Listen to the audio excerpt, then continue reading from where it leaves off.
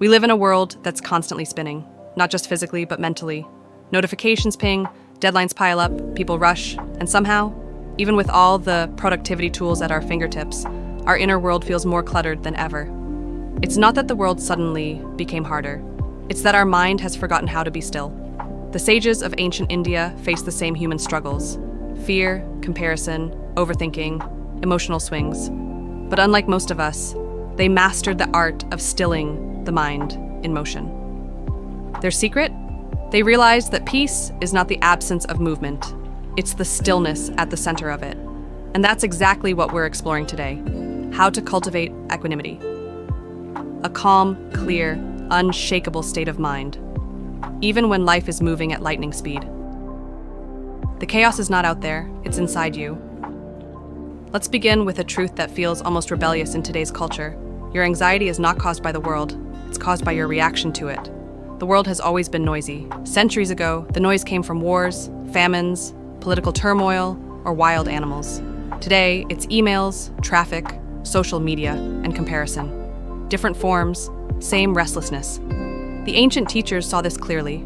They said the external world is like the wind, always blowing. If your inner candle is weak, it flickers with every gust.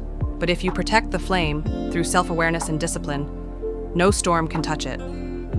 The goal is not to stop the wind, it's to strengthen the flame. In the language of the Gita, that means becoming sthita prajna, a person of steady wisdom, someone who doesn't get too high with praise or too low with blame, who moves through life's waves without losing their inner center. Modern science now backs this up. Neuroscientists talk about emotional regulation, dopamine adaptation, and cognitive equilibrium. The ancients simply called it balance. Why the fast pace feels so heavy?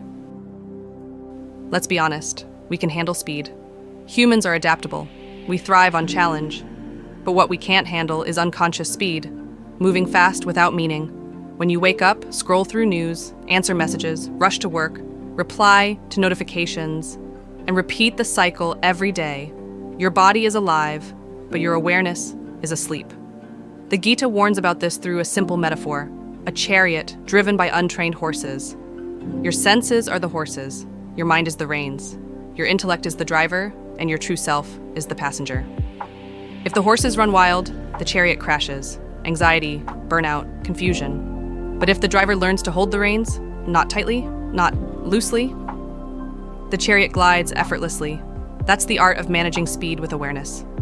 Today, our horses are our devices, our habits, our cravings for novelty. And most of us are being dragged by them, not directing them. To regain balance, we need to pause, take back the reins, and remind ourselves: speed is only dangerous when there's no steering. The paradox of stillness. You might think stillness means an action, but it's the opposite. True stillness is the ability to act without being emotionally hijacked. Think about athletes before a big game, surgeons before a complex operation, or soldiers before a mission.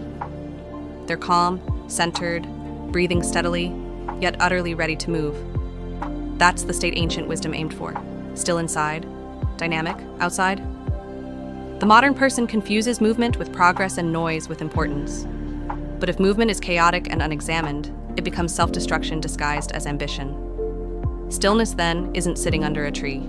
It's being able to walk through chaos without becoming chaotic. One verse in the Gita describes this beautifully. The wise man acts with detachment, unaffected by success or failure. He remains calm, for his actions are rooted in awareness, not impulse. Translated into today's world, don't let your emotional weather decide your day's direction. Act because it's right, not because it's comfortable. The antidote to anxiety: detachment without apathy. The modern mind swings between two extremes: attachment and avoidance. Either we obsess over things or we run from them. Both lead to anxiety. Ancient wisdom taught a third way: detachment without apathy. Detachment doesn't mean you stop caring. It means you stop clinging. You give your best, but you don't let the outcome define your peace. That's what separates the wise from the restless. For example, when a craftsman carves a sculpture, he's fully absorbed in the process. He's not anxious about whether it will sell or win awards. His joy is in the creation, not the recognition. That's detachment in motion.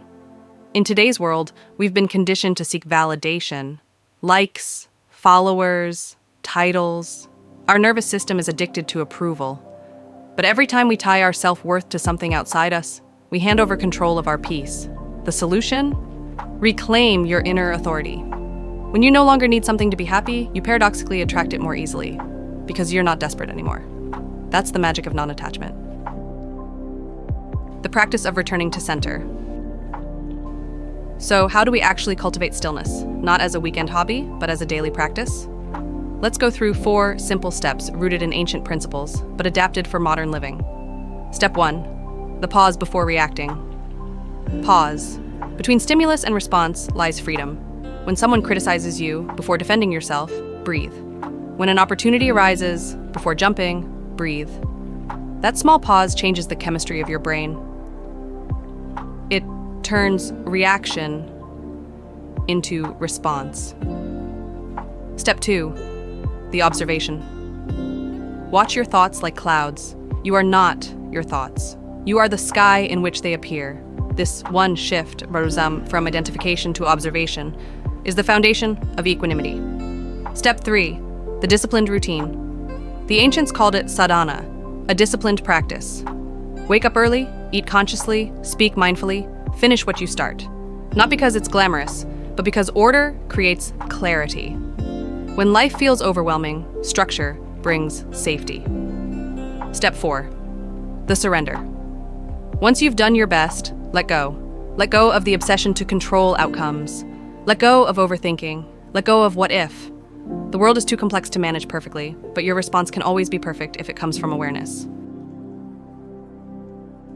The warrior mindset in daily life. There's an old story about a great archer. He could shoot the eye of a bird from miles away.